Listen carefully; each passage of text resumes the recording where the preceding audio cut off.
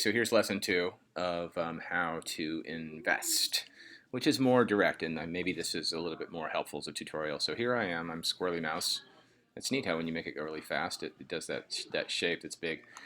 Very Mac, or maybe PC, I don't know who stole what. But anyway, so to get started, what you would do is learn about some stocks. And so one way to do that is to subscribe to a service such as Motley Fool. Motley Fool is free, actually, to subscribe just to the service to look at stuff. If you actually want their recommendations, then you have to pay them, and I think it's like $100, something like that.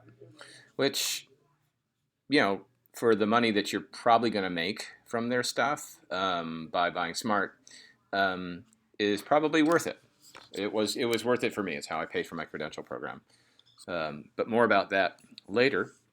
Anyway, so here's Motley Fool, and look at all this stuff. My Fool, my articles, my profile, my watch list. And this is just because I signed up, and, yes, I did pay them at some point, but, you can actually sign up for Motley Fool for free. Here's articles, my watch list, my scorecard, my boards, my reports, my settings, home. Right, am I home already? Oh, whoops, let me go back. Shoot, all right. Well, I had to log in because I joined. Anyways, so here's a whole bunch of stuff, right? Why Anacor Pharmaceuticals skyrocketed. Why residential solar stocks popped in December, yada, yada, yada. So these are all reasons to buy or not buy stuff.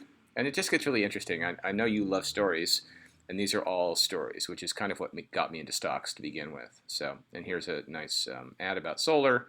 These are super expensive, which is why people don't buy them typically, unless it's for free. So anyway, step 1, learn a little bit about stock. But while you're doing that, you can open up a bank account. Now, I recommend Scottrade, but there are others. They're not the only game in town. There's Schwab, and there's also E-Trade, and a bunch of others. What I liked about Scottrade was they actually have a local office that I went to. This is not my Scottrade office, but is a Scottrade office, and so I could go to a physical building and do business if I wanted to. So it's kind of like going to a bank. You go to a bank, you go in, you fill out paperwork, you sign a thing that says, I have an account. So you can sign up online with Scottrade, but then you still have to print out a document and either mail it to them or show up and turn it into them. You go into the door and there's like people and stuff in there. So anyway, so now you've opened up a Scottrade account, let's say, and now you have access to my account. Now my account has like jack in it because I haven't really done anything except buy a couple shares of T-Mobile recently out of boredom. So how do you do that? Well, let's say that I wanted to buy some stock. Well, I have to have some money, and as you can see, I have $38, which is not very much. So I'm going to fund my account. So what I would do is I would go to Order Status Transfer Funds Deposits. There we go. So I deposit, and I want to go to Transfer Funds from an external bank account, and I want to make a deposit. And it takes a minute to load because it actually goes to an outside website, which I learned about. And then I just go right here, make an ACH, which stands for something, deposit. Yeah, I love my acronyms. So there it is. So it's from my U.S. bank account. And I'm going to put in another, I don't know, I'm going to put 500 in this time. I'm going to go big. 500. I would say don't try this at home, but you know what? Absolutely try it at home. The whole point is to try it at home. Schedule on 1/8. Continue. And it says submit deposit. Are you sure? There. Submit. And then that just comes right out of my U.S. bank checking account. There it is. And now I have $500 in. And then if I go to home,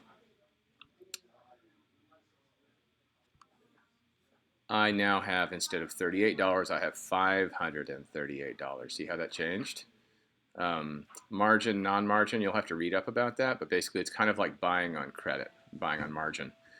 And it's risky, but it's worth it if you learn enough about it, like anything else. So it's better odds than craps. You will win at some point. So anyway, so now I've got money in there. So I just want to look at my T-Mobile stock and gloat a little bit more. I bought T-Mobile stock, I don't know, actually I think I was talking to you about it a month or two ago, and I remember I bought it around 36. I bought it in one of these little dips here. It's always good to find a dip to buy in, and look at it way up here. up at 40. It went up, it went down, it went up, it went down, blah, blah, blah. But here's at 40. And it's kind of an uptrend. And if you look at it over the year, it's still generally an uptrend. We began, a year ago from today down here at 28, and now we're at 40, right? And so it's kind of an average. You can do your stats. I'm not very good at stats. I don't know much about that, but I'm good at geometry. I know lines, and the slope of this one is positive, so that's good. Anyway, so enough about my T-Mobile stock. I didn't make much because I only had 2 shares. So it cost me $7 to buy it, and it will cost me $7 to sell it. So I would have to subtract $14 ultimately from this number here. Now, where's my stock? Last price. Oh, from this number here, from 80 bucks. And so right now I still haven't really made money. But this is why you don't buy 2 shares. You buy 10 or 20 or 100 or 500 shares of something. But when you just start out, 10 shares is fine. A little here, a little there. And you just let it grow. And then you keep buying more and more and more. So anyways, let's buy some stock. I'm going to go to my watch lists. And I'm going to, act locally, think globally.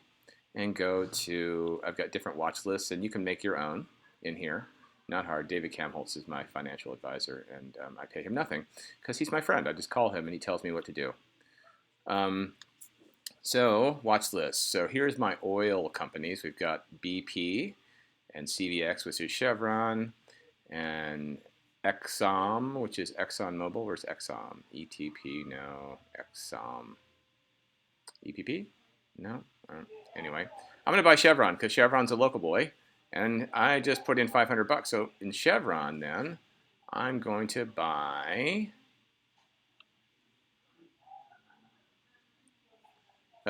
See where are we at? I'm not going to buy anything until I actually do some research. So let's look at it over the course of the year. Chevron. Ooh, Chevron had a boo-boo there. Oil prices are really low right now, so it looks like we're on kind of a downtrend with oil. That might be catching a falling knife. Kind of like trying to re-enroll Justin Castaneda. Or, there it is. But, this is stocks and this isn't people, so I'm going to not buy Chevron because look at that downtrend. Not a happy thing. This is over a year. Over 5 years, it's probably not bad.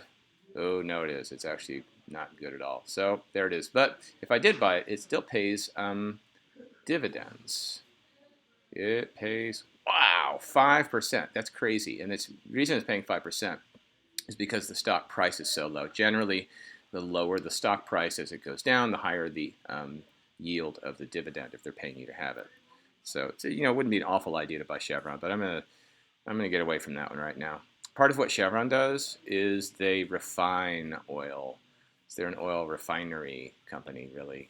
And refining business is not good because there's actually too much supply. Oil prices are too low, and so the refiners are hurting. But don't take my word for it. There's Exxon. There we go.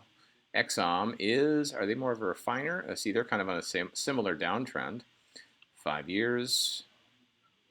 Yeah, they're kind of doing the same thing. And you can actually overlay charts with different companies. So I'm not going to buy Chevron either, or Exxon. Let's think of what is good right now. Well, let's take like something that's really obvious, like Apple. AAPL. There we go. Apple's almost always good investment. Do they pay you? Where's dividend? I don't see it. Oh, dividends. Here we go. Dividend 2%. Oh, there we go. Apple did not used to pay a dividend, and now they do because they wanted more people to invest. Over 5 years, Apple is generally on an uptrend. They're on a downtrend right now. And then over the year, still on a downtrend. Over the last 6 months, as you can see, the curve changes a little bit. It looks like it leveled out there a little bit. And over 3 months, okay, so there's a slight uptrend going on over the past 5 days. That doesn't tell you anything, but it's going down. So that may go down a little bit, but it's not bad to buy a falling stock because people are not going to stop buying Apple computers. I'm on an Apple computer right now, so I'm going to do it. This is probably not a good buy, but it's for the sake of education. There we go. So I'm going to see this trade button here. I'm going to trade. And it's going to say that the last price for Apple that I could get it was at $96.96. So I have $500, but I have to subtract out the thing. What am I subtracting out? Buy. I'm going to buy it. Shares. How many shares?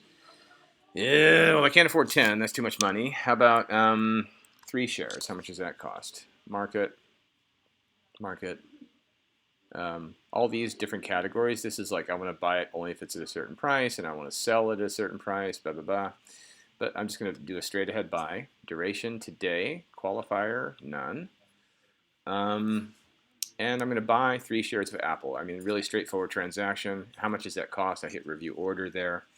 And that market orders placed outside of market hours, blah, blah, blah. It's just telling me that the market already closed. I know that. It's after 1 o'clock, which means I should be monitoring the lunch crowd right now. And I'm going to review it again. And there it is. And the total price is $297.88 for 3 shares of Apple at 97 actually. So that's actually what I get to buy it for when the market opens again. I'm going to place the order.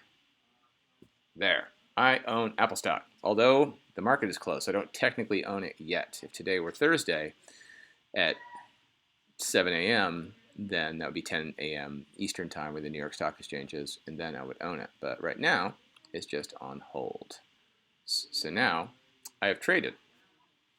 I have bought a stock, yay, and it's queued here. So it doesn't open until, it doesn't sell or buy until the market opens. Anyway, I just bought 3 shares of Apple stock. Yay, cool.